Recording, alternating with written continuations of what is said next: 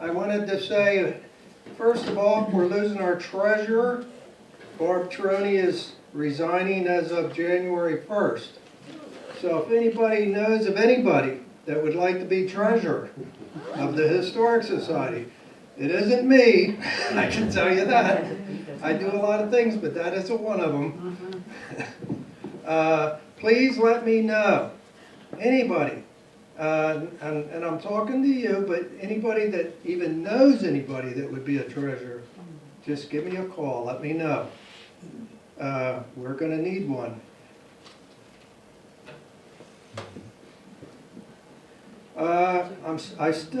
We got some money in for the oil, but we could definitely use some more funds for our oil this year. Oil is very expensive this year. It's really putting a crimp in our style. So any amount is welcome. Charles isn't here, but I wanted to thank Clara. Her and Charles worked all day getting this place ready, putting in some lights that were needed, raking the leaves outside. And Charles also helped me hang the sign back on the front of the building, which Ellen over at the Hill School has redone for us as she did the sign out by the street. So both signs are done and up. And they were done free, correct? They were done free, which is the best part. That's by the Hill School. By the Hill School. Ellen over at the Hill School. She's a godsend to this outfit. Okay, on to the program. We have Pat Murphy here. He became interested in pipe organ construction when he was in high school. And he started studying the organ at that time. Then I guess throughout this period and during his college, the college breaks, he performed tuning and service work in and around the Philadelphia area. In 1978, he was the first recipient of the Organ Historical Society's E. Power Biggs Fellowship. After graduation with a Bachelor in Music in Organ Performance from Ohio Wesleyan University in 1983, and further apprenticeships with several firms in the Mid-Atlantic states, he founded his own company, Patrick J. Murphy and Associates, Organ Builders, in 1987. Various organist appointments have contributed to a pragmatic understanding of the needs of both the musician and instrument alike. Today his work involves design and construction of new organs, restoration of existing organs, and contracted tuning and service throughout the Delaware Valley. He is also a member of the Organ Historic Society, the American Institute of Organ Builders, and the American Guild of Organists. So with that further ado, here is Patrick Murphy.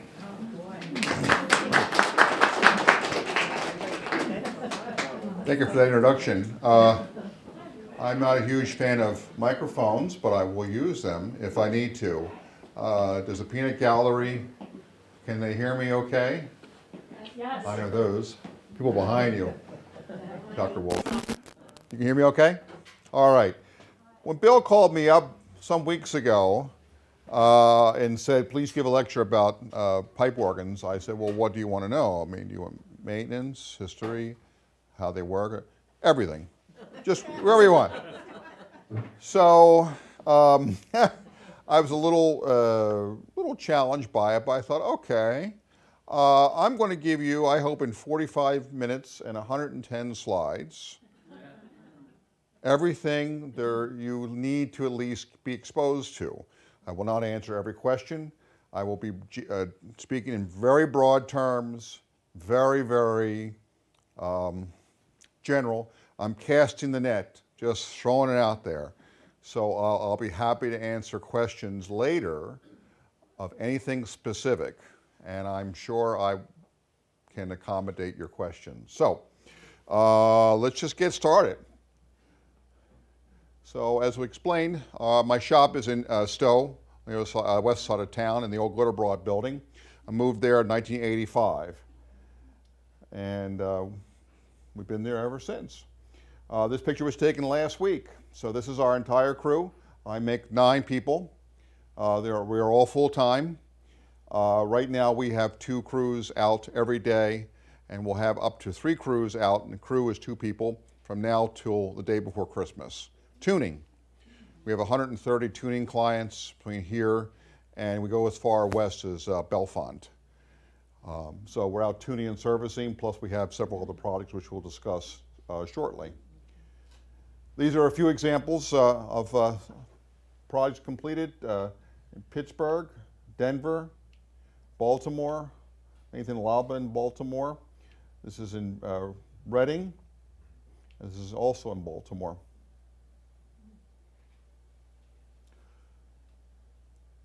Fortunately, there are younger people getting interested in the pipe organ, and we, of course, applaud that. And we make the instrument available to any young person that wants to know. For a long time, there was a glut, or I should say a void, but we're finding now a new generation, what's old is now new to them. And so we are finding an influx of young talent, people wanting to play the organ, and people who want to build the pipe organ. And so we always encourage that. Some of our staff I have some very fine young up-and-coming people working for me now, I'm very happy to say. Once upon a time, black and white pictures do show I had dark hair. And this was me when I moved into my shop in '89. And the picture on the right was right after I finished my very first project in Philadelphia in 1987. So a little bit about our shop. Let's see here. Our shop's about 8,000 square feet. We have a wood shop. We're very proud of that. Voicing room, for which pipes are actually voiced and manipulated to sound proper. And I have a dedicated voicer. My voicer is my youngest person. Megan is 30. And what's interesting about her is that my shop foreman, my right-hand man, Matt, who's been with me for 26 years, is her father.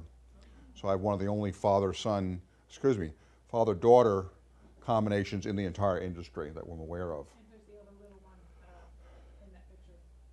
I'm sorry? In that picture, there was another little one in that picture. A little person in that picture.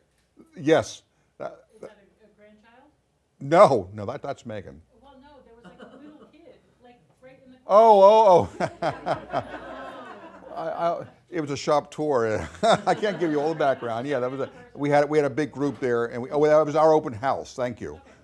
Yeah, it was the open house, and we had somebody there. So these are Megan's tools, and they're all marked pink because no one will steal them. In a men's shop, no man will steal a pink tool. So, but that's how she keeps her tools every morning.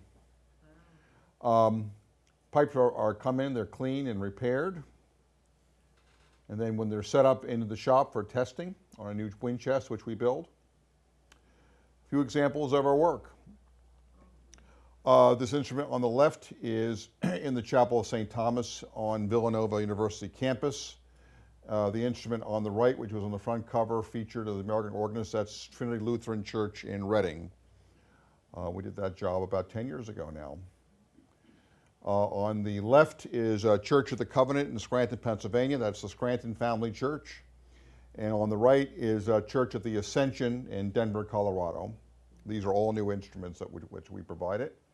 Then there's the Church of the Annunciation in Texas.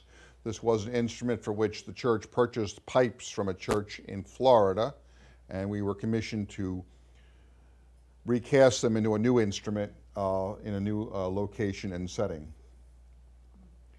On the left is the 1868 hook, Opus 505, which was built for the Green Street United Methodist Church in Philadelphia, which I rescued and restored it for a client who then it was sold to Church of the Epiphany in in California, and the name escapes me at the moment, just north of Los Angeles.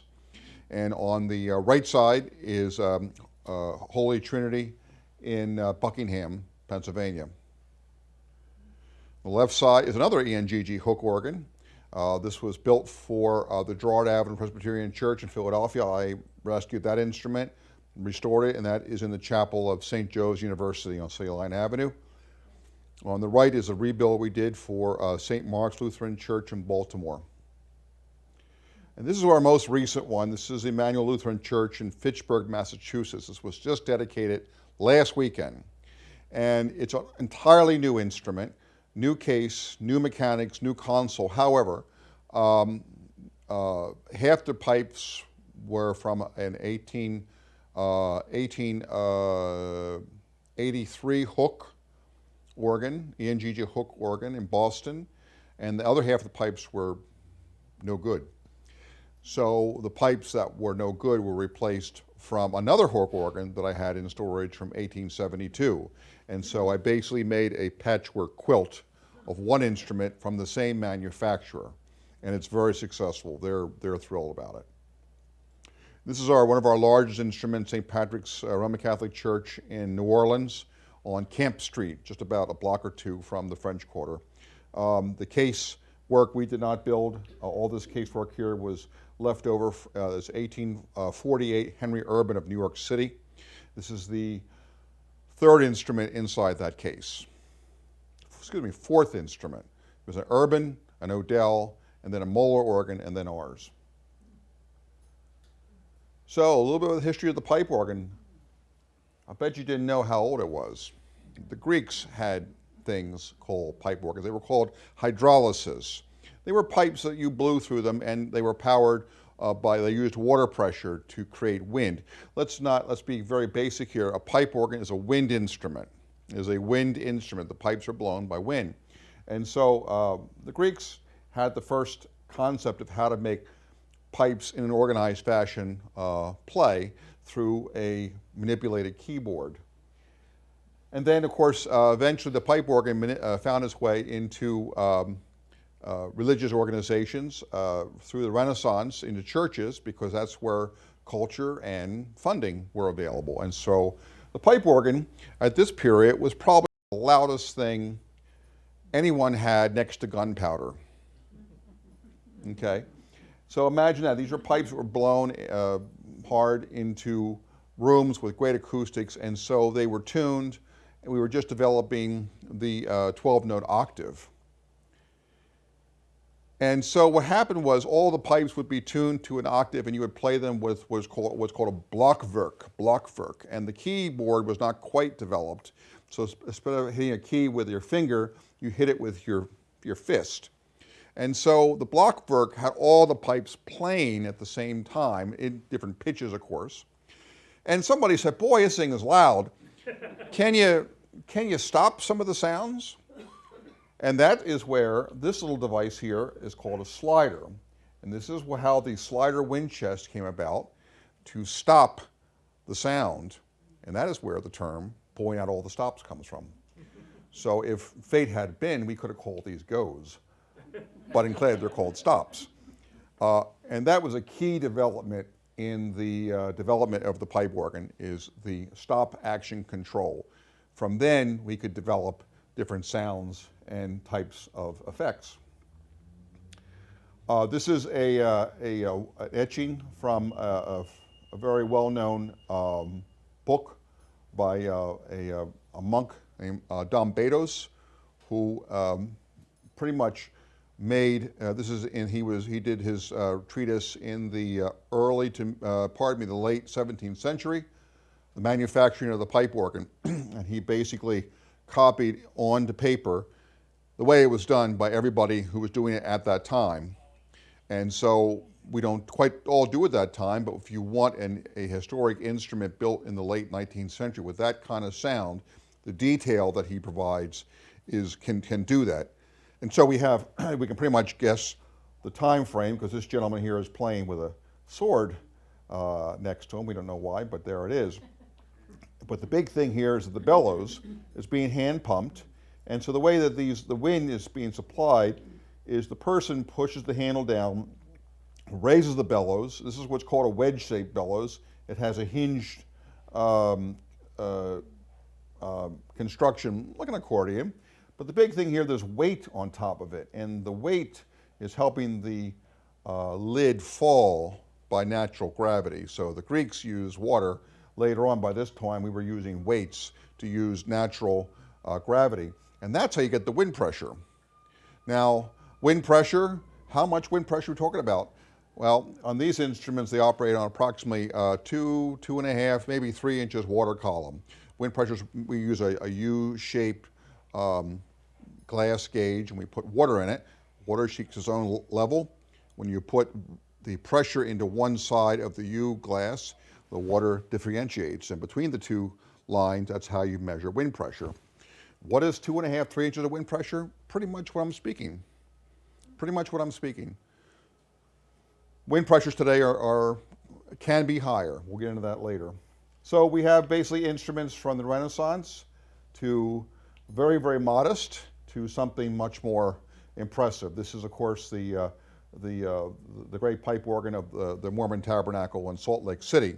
What some of you may not be aware of is that these gold pipes, which are over 32 feet in length, are made of wood. They are not metal, they're made out of wood. They're made out of barrels.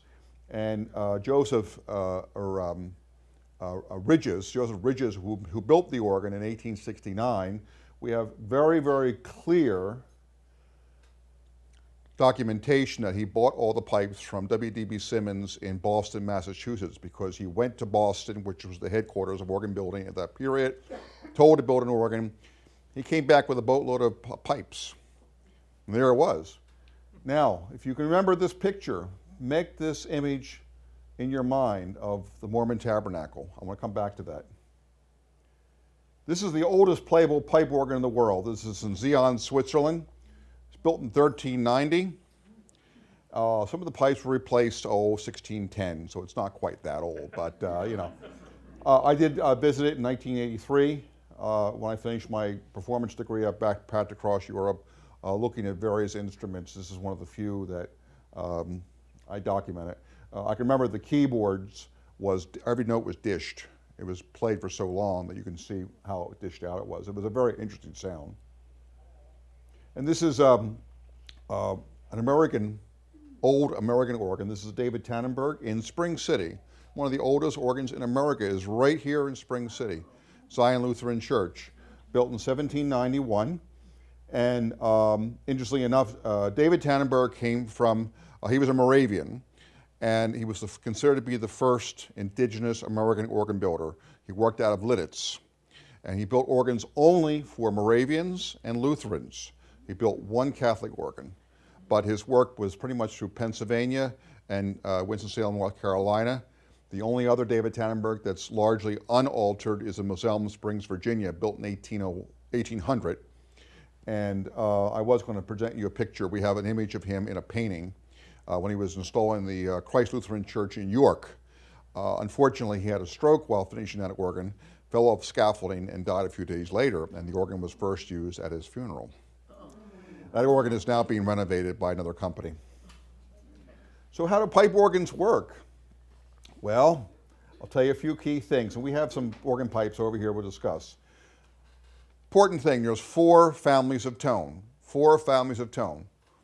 Principal or diapason tone, which is unique to the pipe organ, is the sound. When you hear a pipe organ at full, when you're singing to it, that's the sound. The principals, the diapasons.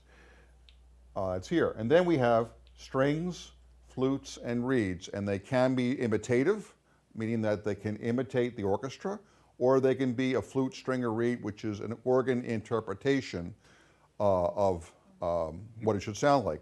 And what I have here, for example, I have a reed stop, and we'll come to that in a minute. I have other samples there on the table we can come back to.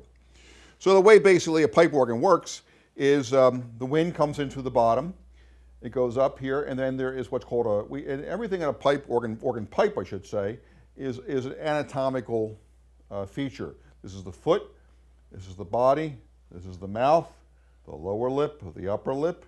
These are the ears. but the wind comes in from the bottom, and you can see with this horizontal languid, doesn't quite touch the front lip, that little tiny gap. That's the business end. That's called the flue, And how that flue is adjusted is how an organ pipe works.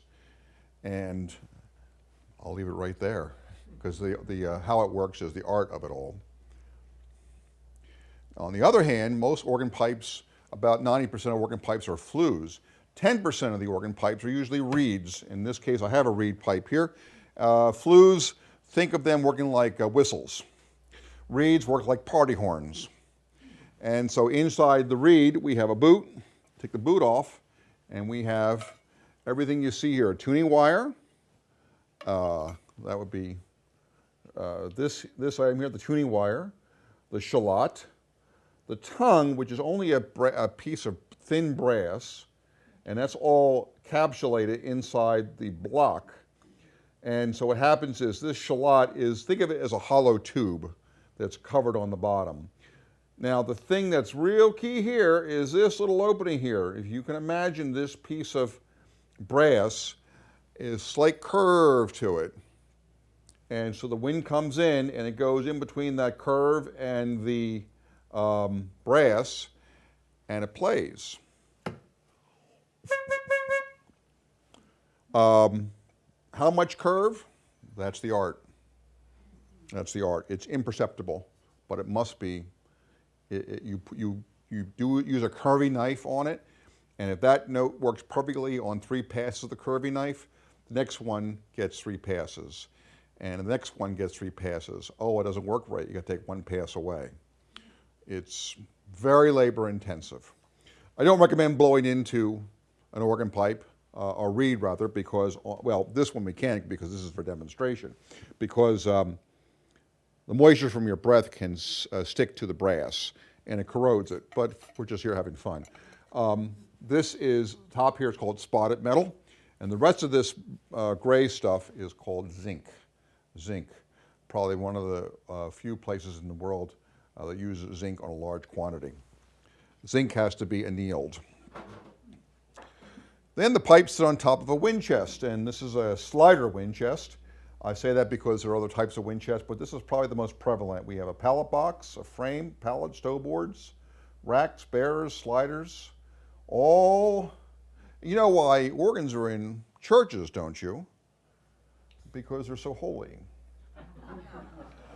Anyway. Very important thing. So the wind chest is a really key thing, working your way backwards. And here, once again, we're going to go into a little more other diagrams of wind chests and what have you, and until we finally get to the basic of how it all happens. We have the organist here playing the keyboard. We have a modern, this is a modern instrument. We have a modern blower blowing up a bellows, reservoir, or regulator. The regulator is the better thing because the wind has to be regulated to be even, consistent, and on a certain wind pressure. The wind line then carries the air to the wind chest, and the wind chest stores the air until the organist plays a key and opens a valve and lets the wind into the pipe for every pipe. And there's thousands and thousands of pipe. We'll get into that in a minute. But that's basically how it all works. And then you get to a little more complicated things. This is would be a small church organ. We have the blower here, the console here, the great wind chest here, the swell wind chest here, and these are called expression shutters. The swell division means that there are certain pipes that sit in a box, and all pipes speak at a constant volume. And so you have what's called swell shutters, which are like Venetian blinds. So that if you cover it, that's what you hear, but if you open the blinds up, it lets the sound out. And those shutters are controlled by one of those pedals here. And you can have any number of enclosures on an instrument. We'll get into that in a minute. I'll make my point shortly. You'll see what I mean. This is one of our insignia drawings. This came from a T.C. Lewis drawing for the onion paper that I came across about 1875. This shows a typical mechanical layout for an English mechanical action pipe organ from 1875. Size of organ pipes. Real important to know. This is where now we get into the stuff that everybody gets all gaga about, okay? This is the 32-foot principal at Atlantic City Convention Hall, built in 1929 by the Mid-Merlage Company, and this is about as big as they get, 32 foot in length. It's called a 32-foot principal because the biggest pipe is 32 feet in that set. For every key, there's a pipe. For every set, there are pipes per set. And the gentleman here is holding a small pipe about the size of a pencil. And it's everything in between. And here I am standing in front of those very pipes that's in the photograph. This is, again, in the Atlantic City Convention Hall. Noteworthy large instruments. Well, if you're a true organ geek, you want to know the great ones, but you really want to know where the large ones are, because let's face it, it's anything that shakes the earth is important. So we'll go into large instruments. Now, if any of you, I should have ordered this quite earlier, but does this look familiar to anybody? It reminds you of the Mormon Tabernacle, doesn't it? Well, guess what? It's not. This was the original Boston Music Hall organ, built by the E.F. Walker Company in 1863. Short story is that in 1863, the Boston was the center of organ building, but the clientele, the organists thought, we can do better than this. So they felt the Europeans, which always we've had an inferiority complex with, let's face it, we felt the Germans always did a better job. So they raised money and they imported an instrument from Germany. This was the first significantly imported instrument brought over. And mind you, look at the year, 1863. It was not a great year for transporting things around the country. And in fact, it had a heck of a, it was commissioned in 1858. But by the time they raised the money, by the time the money ran out, by the time they raised more money to get it finished, by the time it came over the ocean, got lost, then was in an embargo, and then finally set up. It took a while. Interestingly enough, the significant thing about this organ case, it's all black walnut, built by the Herder brothers of New York City. So the casework was all built in New York City. Going back to Joseph Bridges, the builder of the Mormon Tabernacle organ, we have credible evidence that he arrived at Boston and was in Boston when this instrument was unveiled. Of course, it knocked everybody, off their feet. Two things happened as a consequence. The Hook Company, who was the preeminent builders of the day, built their largest instruments within the next decade, and they still survive. They're probably their finest instruments. So the builders did kick it up a notch. However, the organ was purchased, I think, for something of the order of $100,000 in 1863, which is a lot of money. Well, 20 years later, it was out of fashion, and it was sold for $1,500 to Mr. F. Searles, Mr. Searles. And Searles was an organ nut, and he was very well heeled, and he built a building just for the organ. It was his personal music studio. It's in Methuen, Massachusetts. The organist still plays today. The interesting thing enough, the thing about it today that I will tell you is that about 50% of the pipework is original, 50% of the pipework's been replaced. The action has all been replaced because the German action did not, A, did not live up to snuff, and B, didn't do well in the Northeast winters. And when modern heating came around, it did even worse. So the entire action mechanism has been completely replaced. Half the pipework's replaced by another company, but the casework still lives on in its original form. So all those show pipes that are in the front, they do function, and they're all pure tin, and they are from the Walker instrument. How tall are those, like the big pieces? The big silver things are, those are the big, that's a 32-foot principal also. What I can't get close off, I'm sorry to say, is that if you ever see it, Google them, they had angels' faces embossed on the fronts of the mouths, because that's just something, a little technique that was neat. And of course, there's just carving everywhere. There's atlases all in black walnut here. It's every organ person always makes a trip. I've crawled through the instrument. It's quite a remarkable instrument, and the room is quite stunning. And they have series of concerts every summer. So if you're ever in Methuen, it's worth seeing. They always bring top talent there. Then, of course, what would any organ lecture be without Wanamakers? Wanamakers, which those of us, since we're now in Pottstown, Pennsylvania, we can say it is the Wanamaker organ, not the Macy's, but it is the Wanamaker store. It was originally built by the Los Angeles Arts Organ Company and Rodman Wanamaker because he bought what was the Louisiana Purchase Exposition organ. It was built for the Louisiana Purchase Exposition, and then it couldn't be sold, and the company that built it bid it on speculation, so they went bankrupt. Los Angeles Arts, this was their last instrument. Rodman Wanamaker bought the organ for reportedly $1. Who knows? It's a close card thing. He brought it from, it was in Kansas City, brought over by 11 train cars. There's photographs of it because he made a big thing about it. And then he hired part of the staff that was out of work to come with the instrument, and he set up an organ shop because it was only half as big as he really liked it to be. So he purchased an organ with 11,000 pipes, and then he hired his own staff to increase it to 28,750 pipes. And this is an instrument that had a profound influence on my life. That's why I do what I do. Notice all those shoes there. Those are all expression boxes, and they're all selectable. However, that's not the largest pipe organ ever built.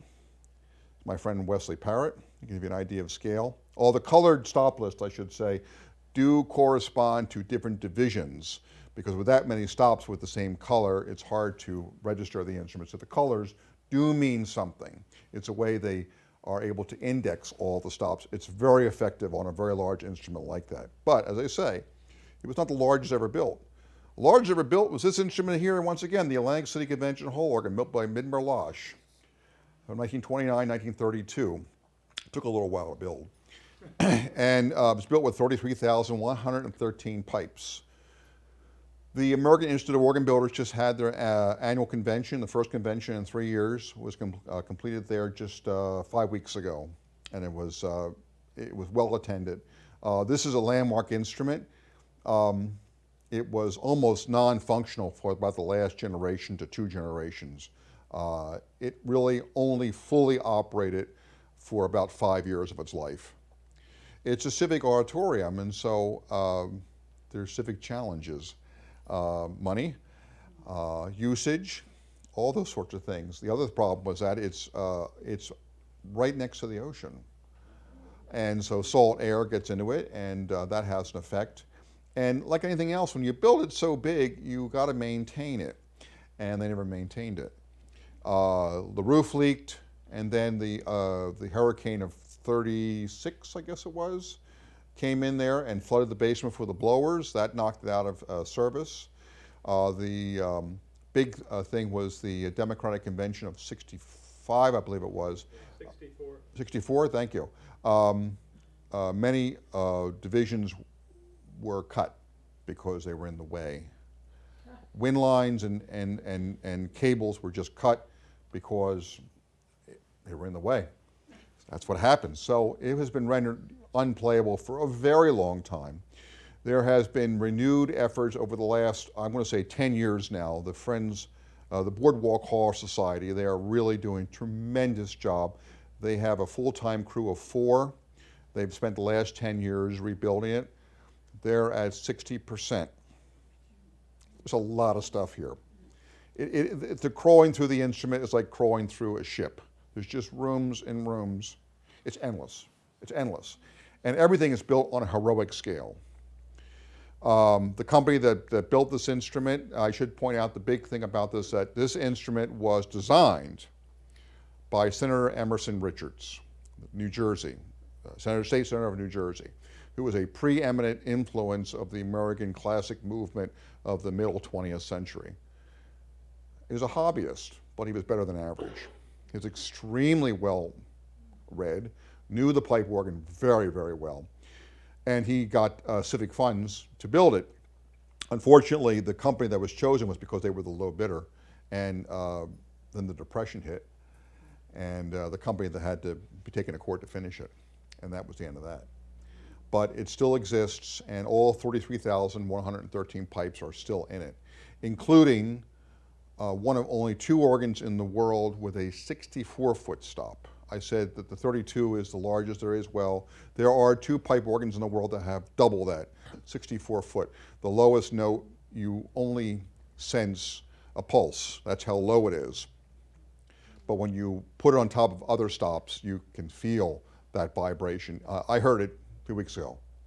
It's quite the sensation. So, design process, let's move on to that. So how do you build a pipe organ? Well, you go see the place, you design something, and you sign a contract, get a down payment, and you start. So first thing we do is I design the specification. I do the scaling. I imagine what it's going to sound like. Remember, I imagine it, which means it's all good guessing game.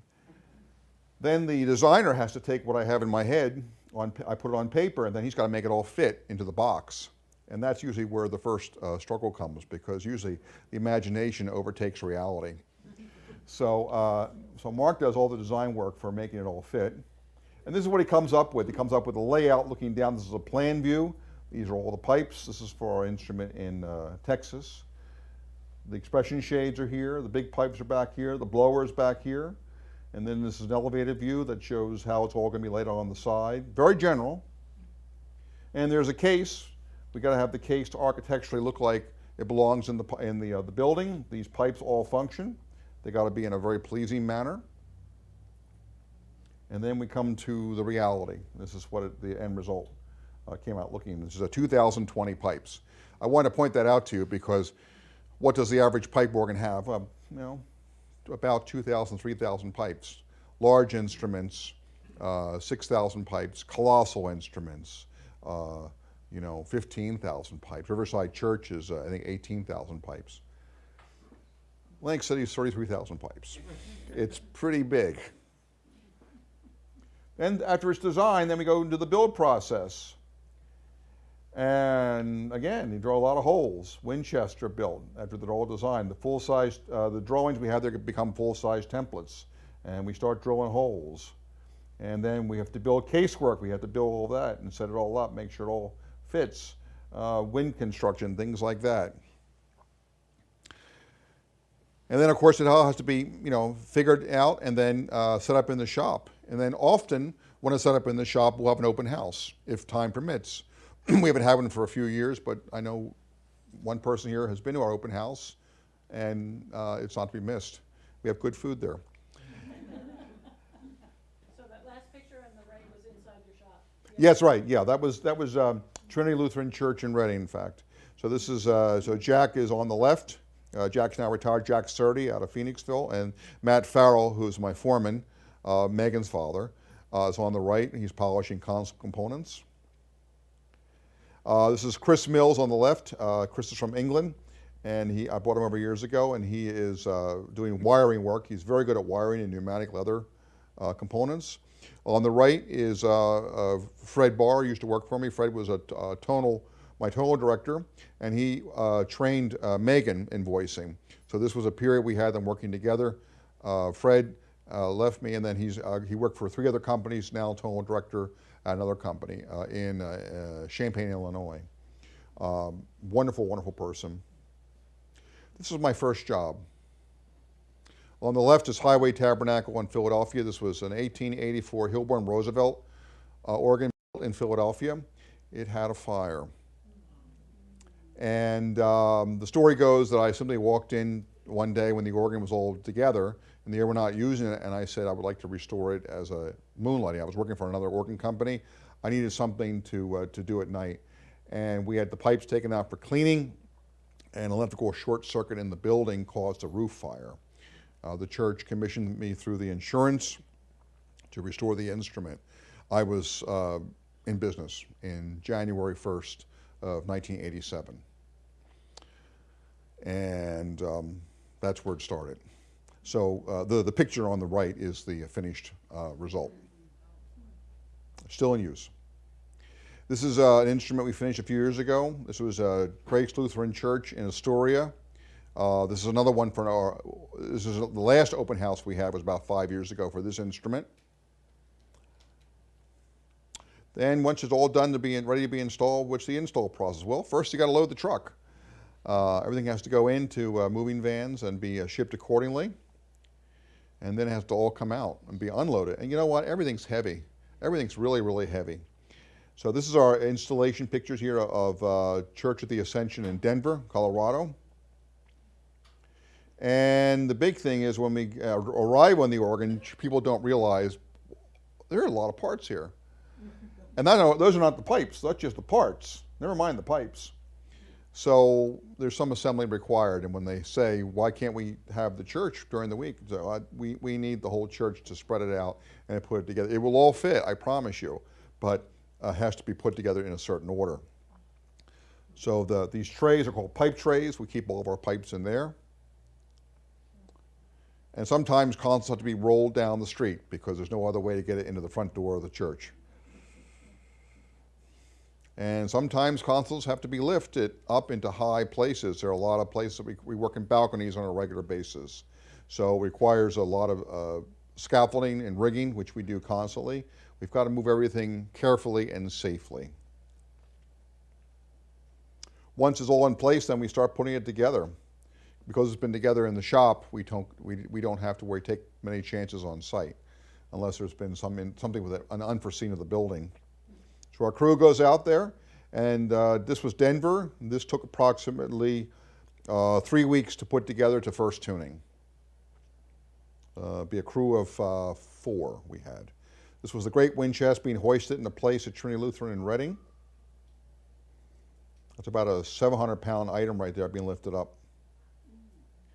And then all wind lines are all attached to the underneath there in a neat, tidy fashion.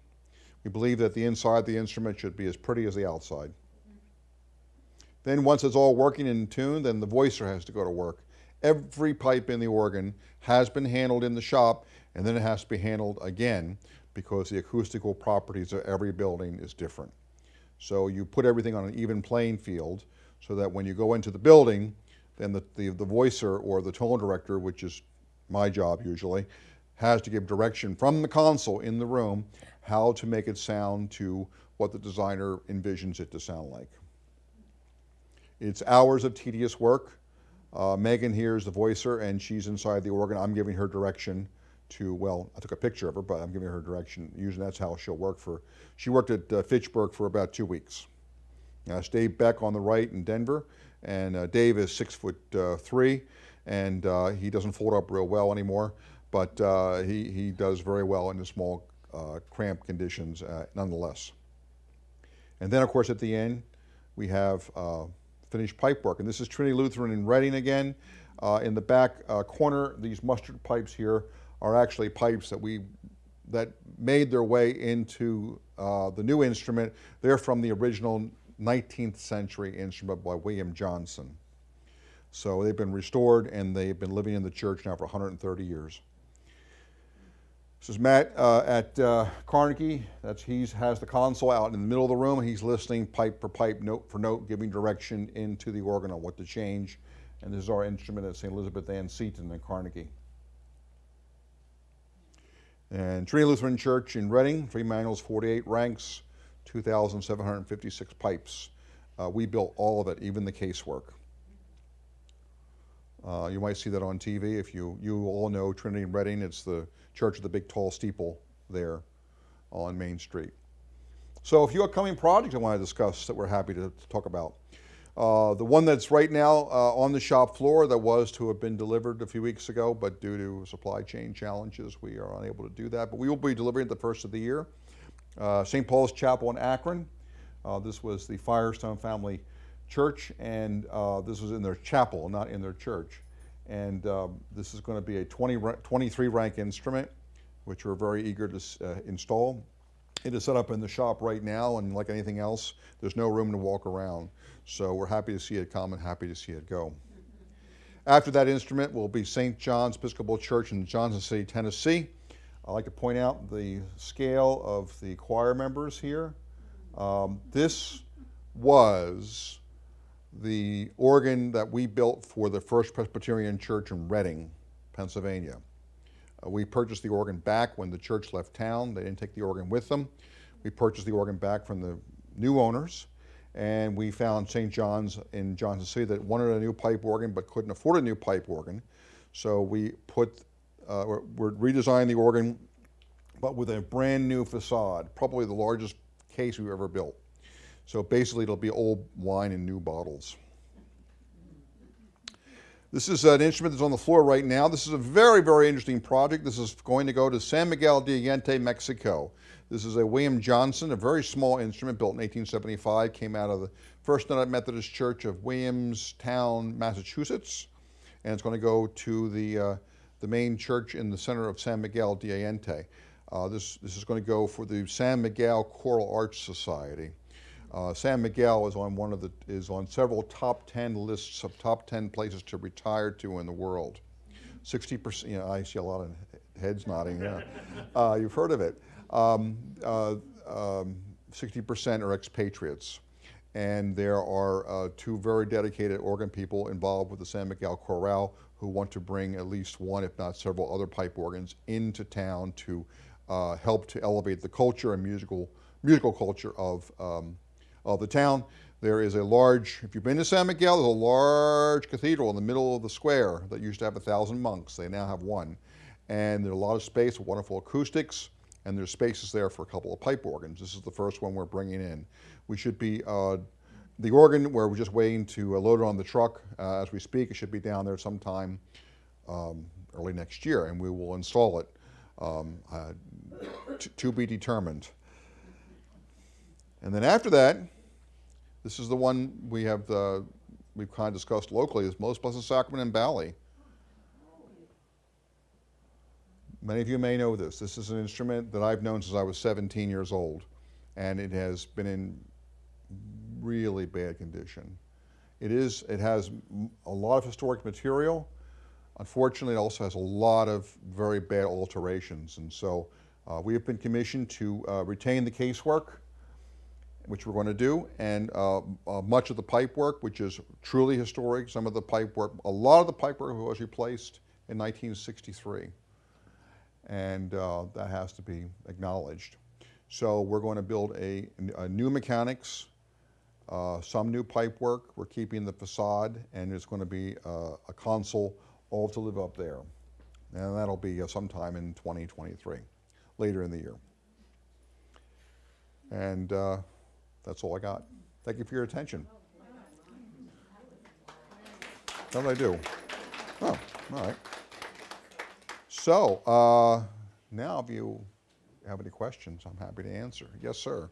Say a little bit about the voicing of the organs. We were talking earlier that different nationalities produce different types of voicing. There's Right. a very distinctive Spanish sound, a German sound, an English sound. Right. Do you have a particular national orientation to the voicing that you do for your instruments?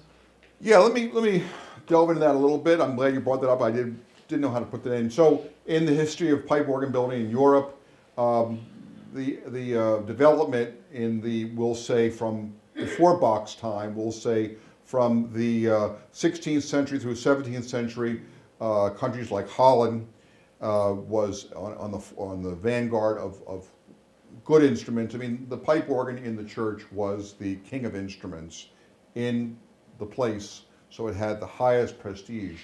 And so those places put effort and developed their own national style, the Dutch style. As we go into Bach's time, we have the German style, and then you eventually go into other countries that really develop it. I mean, a Dutch organ from 1670 is an important sound. A German organ from 1770 is an important sound. Then the development goes into France. Paris in particular became a very important center of development of pipe organ sound about the after the Revolution, to be specific.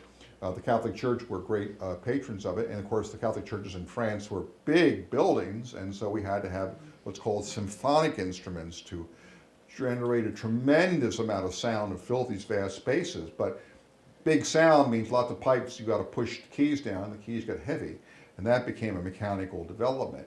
Then we go into, of course, you jump over the channel to England, And so the English developed their own sound. And of course, what happened in England? They came to the United States. So the United States, of course, has always been a melting pot of various things.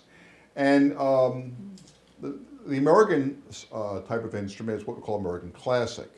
We can build instruments in this country to mimic any style of any national origin or culture that one may wish. I feel so long as it's appropriate.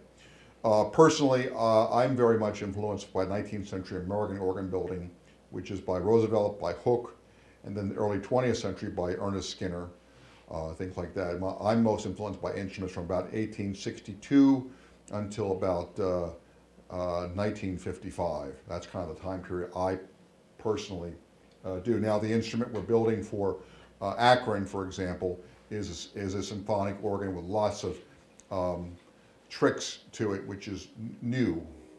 There's some things that I've never done before, but have been done by others very successfully. And it's pushing the boundary of creativity, and that's what's fun about it. If you listen to enough organs, you will tell that there are a certain stylistic trends of the design. A German organ, for example, is going to be very crisp, very sinewy. A French organ is going to be very dense, lots of trumpets, because the French also were influenced by the Spanish. And Spanish organs have big trumpets, things called trombones chamades, which, you know, I'll say one thing about trombones chamades. Have you ever seen an organ that has pipes like this? These are the trumpets. But on Spanish organs, from about the 18th century usually, they're mounted horizontally, trumpet en chamade. We had a lecture. Trompetas reales. Sorry? Trompetas reales, royal trumpets. Another sound, that's Yeah. right, another title. Yeah. The correct term would be trumpet en chamade, but they are called any number of things to give it a certain éclat, you know, because it's special. Do you know why trumpets? How we were given a lecture as to where the first trumpet en chamade. Do you know why they're horizontal? Because once upon a time, somebody built an organ, and somebody said, I have money, and I want a trumpet added to the organ. And they said, we don't have any room. It was a workaround. And because it looked neat and it sounded prominent, it became a national feature of Spanish organs. So en chamades have their feature there. So any nationalistic, I mean, every European country in a certain given time frame has its own nationalistic sound. American, as I said, it was a melting pot, but also the thing that's probably more pronounced on American is the largeness of it. No organs, very few instruments in Europe were ever built on the scale we've done in Wanamaker's or Atlantic City. It's just too expensive. And but that's what we do. Yes. I know nothing about organs, but it seems like from what you described, the quantity of the pipes depends upon the cubic area of the airspace you're trying to fill, correct? That's partially true. That's a reasonable assumption. I tell committees, you know, if you give me the length of two legs on a isosceles triangle, I'll give you the length of the leg. So there's three things you got to know. You got to know how much area is available for the mechanics of the instrument. Mm-hmm. That's important because you may have a room that seats 10,000 people and the broom closet is all you're given. That isn't going to work, okay? I wish that were a joke. I've had it happen. So you got to know the area, the square footage of the mechanical space. You got to have the imagination of the builder who can imagine how to solve the problem of the room. And you can probably guess what the third thing is. Money. What's it going to cost? And that usually dictates everything else. Okay, so if you have a big room, you have two things that a builder has. When I walk into a room, the two things I have to first take into account are the acoustics of the room. Carpeting is always scorned upon. Carpeting is always scorned upon. Don't put carpeting down. This is wonderful, because why do we sound best in the shower? When we have hard tile, everything's amplified. But we like carpeting in the States. I have learned not to battle pew cushions. They're a harder battle to win, but carpeting is always a problem. And so the acoustics of the room are really important. The better the acoustics, the better the result will be. And then, of course, where the organ's going to go, you have to have if an instrument can be designed to speak down the central axis of the room, that's the preferable thing. Catholic churches historically are in balconies, what's called West End balconies. Here's a little tidbit you can take with you. You can always test somebody on this. When you walk into any church, we refer to north, south, east, and west. Okay? I'm going to point to the altar and say that's the altar there is in the east side. And somebody will say, no, it's east is over here. So I said, no.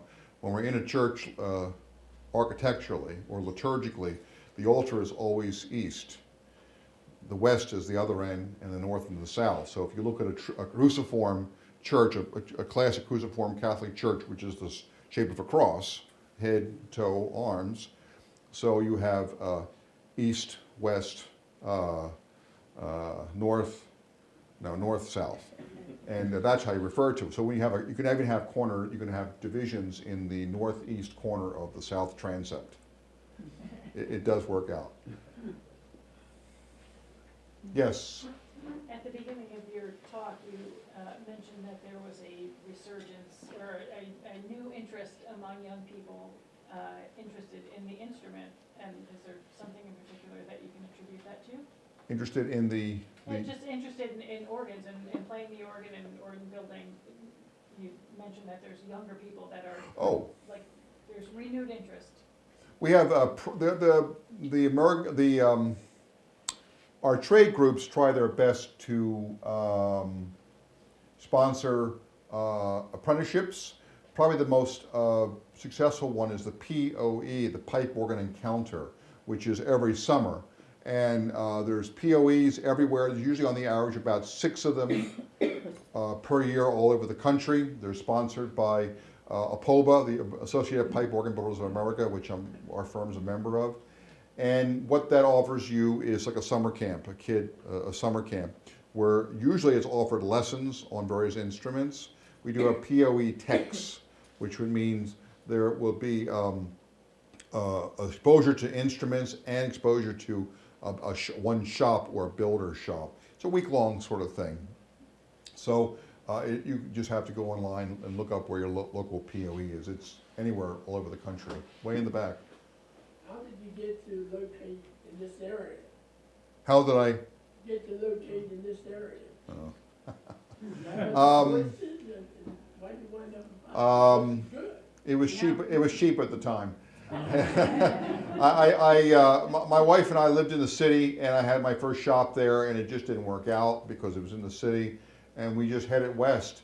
And actually, the first nugget of made me stop was 422 was open, and I saw a sign to Spring City, and I knew that the Tannenberg organ was in the Spring City. So I said, well, there's an organ out here I like, and let's start here. And so we settled in Pottstown. We settled in Royersford, and then we moved to Gilbertsville, and I had to set up my shop, and I just, started opening the paper, which was a great time to look for places to rent. I'm in the old Good Abroad building. Does anyone still remember what that is? It's over there by the train tracks. You see, very few know that building by that name anymore. Next to Flags, what used to be Flags. I moved in there when Flags was still on strike, and I got to only be in there one day before it was all torn down. Just by happenstance, by serendipity. I used to work in there. Yes. As far as the resurgence for an audience of organ music, Yes. I live in Phoenixville, and most of us are very happy with the organ concerts that they have at the Colonial Theater. Colonial Theater, yeah. My husband and I have been attending fairly regularly, and I was used to what the audiences normally amounted to in numbers. And we went to the Nosferatu showing. Well, I was there too. Which was sold out. Yes, it was. And we were just so shocked and very happy. Right. That it was. And tell everybody how old the organist was. Well, I think he was about 20 years old. He was 20 years old. And did he say he started his interest when he was either 9 or 14? I was trying to remember. Something like that. He was really basically like a child when he became interested. And we had what I think was the best seat in the house. We came not that early, and it was sold out, and I was a little upset because I thought, now where are we going to sit? Right.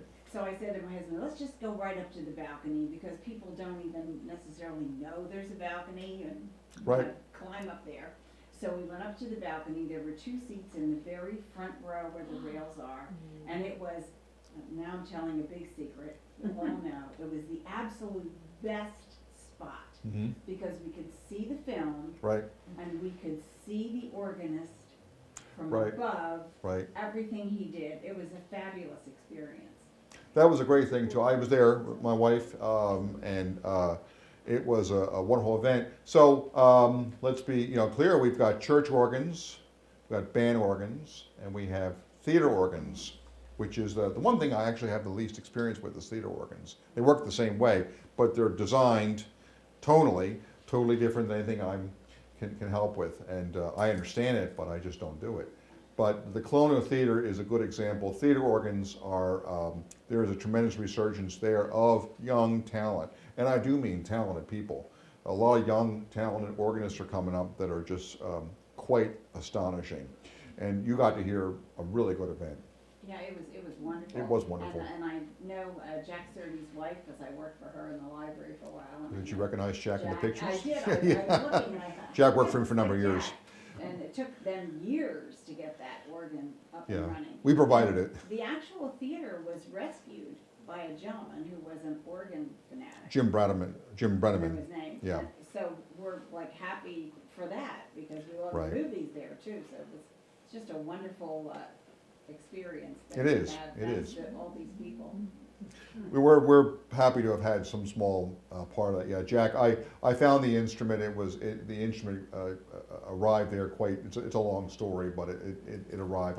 I found it, and it was approached to me, and somebody needed to find a home for it, and I just kind of thought, well, this is a good place. So and Jack retired from my shop, and he needed something to do, as you know, and he's got a very good job. He and the crew all done a very good job, and I was really thrilled to have that event.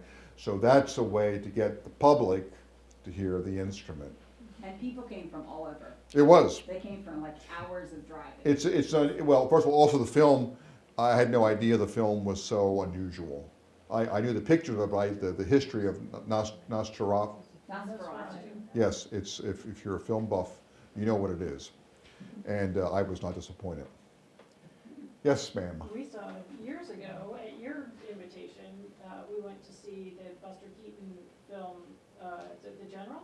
At the Colonial. Yeah. Yeah, I sponsored that one. Yeah, that Yeah. was the first one, right. Yeah, and Harrison was really little at the time, and he was a big train guy, so we took him to see that, and it was really, Wonderful. it was really fun. It might have been the first silent movie that we've all seen. You're all aware of this, of course, that many of you may know this, that silent movies, when they're accompanied by the organ, a lot of it's largely improvised. The organist, I think Nosferatu had a score. I don't know where it came from. He wasn't really, there was no sheet music. I didn't see him reading He had- anything, so I think he had may done have it been. before, and he yeah. was basically kind of following some music they had discovered. Right. But doing his own thing, and he said every time, they had questions at the end, and I'm pretty sure he said that every time he does it, it's kind of different. There's a leitmotif. There's a motif for each certain emotion in the movie, and it comes back. And he really, I just couldn't have been more pleased with it. He really did a very good job. Yes, but theater organ stuff is all mostly improvised. Yes. Do you know anything about the Longwood organ? Longwood Gardens organ, yes, that's a very fine instrument. It's built by the Aeolian Organ Company of Garfield, New Jersey. It's the largest private residence organ ever built. Pierre Dupont was built for him. That instrument, I believe, I'm sure somebody's telling me it's incorrect, but I'm going to say it's about a little more than 12,000 pipes. It's a pretty big instrument, especially for a house organ. And it was been thoroughly restored several years ago by a consortium of very qualified people. Nothing at Longwood's done halfway. It's always done. Longwood is a pretty impressive place. I agree. Yeah. Yes. Do you sense that the demand for new pipe organs is growing? It sounds like you're pretty busy putting in new pipe organs and in some cases rescued pipe organs and so forth. I know some places have gone to electronic organs. Yes. but what's your experience about your industry? Well, it is challenging. I'm not going to deny that. The thing that we have to remember, of course, that electronic organs on the average last, they're just like a television or a stereo. So the average life of a television or stereo is about 15 years. And I realize that some people, the thing that's very annoying, pipe organs are much more expensive than electronic organs. I'm not going to argue that at all. And sometimes when I say something to somebody about that, and they say, well, 15 years I won't be around, so I'm not going to care. I've gotten that response.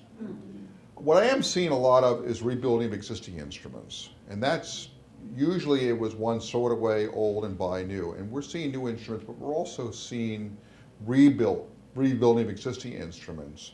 The organ for Johnson City, for example, is going to be a heritage transplanted organ. That's happening a lot more now. There are a lot of really fine instruments on the market. There's about 200 for sale right now, various sizes all over the country. There's the two criteria again: space for the instrument. You can't get an instrument that's bigger than the space that you can house it, which you have to have a qualified builder tell you, no, sorry, you can't have it, it's too big or too small. But anything that's high quality art and labor intensive is expensive. So sticker shock is always a problem too. And then the clientele, which is our churches, are run by volunteers often. And so reaching a decision and a commitment can take time, but the people getting ready or wanting to find a home for an instrument don't have the time. So if anyone's ever in the market for it, you just have to be ready to act. But as I say, I think that the resurgence we're finding is heritage instruments are becoming much more acceptable than they used to be, and they should have been. There's nothing wrong with them. They're not a huge money-saving event.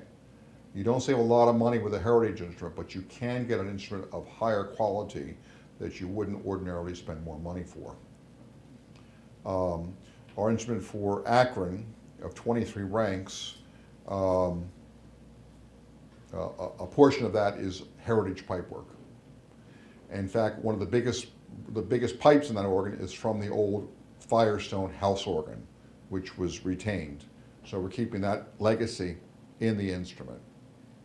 It's already 100 years old, but the pipes work fine. And they're hard to replace new. Look at Sion, that organ you mentioned that dates to 1390. So with care, a pipe organ can live for centuries. Yes, it can. Yes, it can. With care, pipes don't wear out. Pipes don't wear out. The mechanics have to every once in a while be renewed, but pipes just don't wear out. There is an old saying that goes, nothing wears a pipe organ out faster than change of fashion. How often do they have to be tuned? On the average, we tune about twice a year, Twice a Christmas year? and Easter, because they're the seasonal changes, and they're the high liturgical times of year too. Okay. Some more, some less, but most of them are twice a year. Twice a year. Thank you. Thank you.